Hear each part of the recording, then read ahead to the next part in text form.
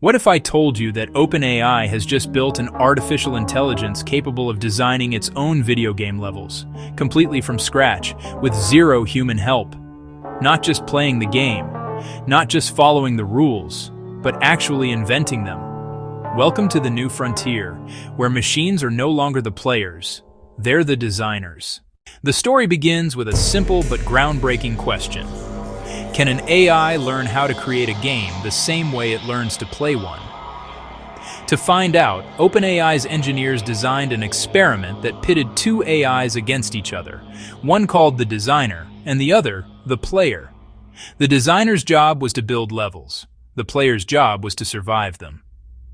Every time the player beat a level, the designer had to adapt, creating new challenges to push the boundaries further. When the player failed, the designer adjusted, tweaking the world to balance difficulty and progression. The result was a kind of digital arms race, a self-perpetuating cycle of creation, challenge, and evolution. At first there was chaos. The player fell, it drowned, it got stuck. But then, slowly, it began to learn. Each failure became feedback, each success became a lesson. Every mistake made the player smarter, and every victory forced the designer to evolve. What emerged was something extraordinary, a relationship between two intelligences, each learning from the other in real time. Over time, this rivalry became something more profound, a form of collaboration through competition.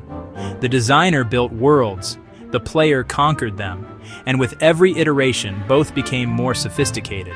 The worlds became stranger, more structured, more beautiful.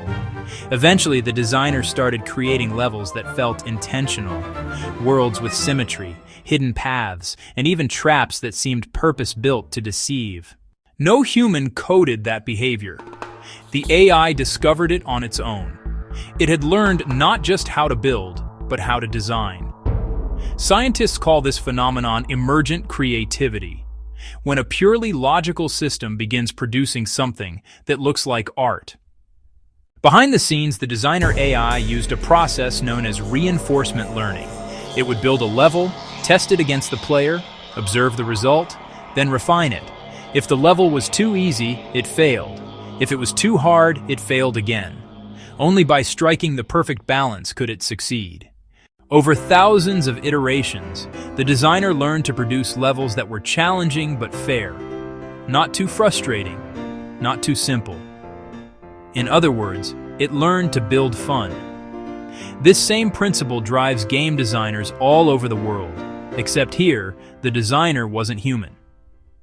In a sense, the experiment mirrors the concept of generative adversarial networks, or GANs, where one AI generates and another critiques. But instead of producing fake images, this pair produced playable experiences. The result? A new kind of creativity born from competition. The levels that emerged from this experiment were unlike anything humans had ever made. Some had perfect pacing, easy starts, complex middles, and satisfying conclusions.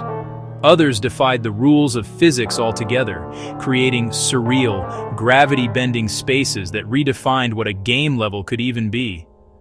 Developers began joking that it was like AI Mario Maker on steroids. What began as chaos had evolved into structure, from randomness to purpose. It was as if the machine had developed its own aesthetic sense, an understanding of what made gameplay engaging and satisfying. From the outside, you could see patterns, recurring design choices that felt almost intentional. And this breakthrough goes far beyond gaming. Because if an AI can learn to design fun, then it can learn to design anything.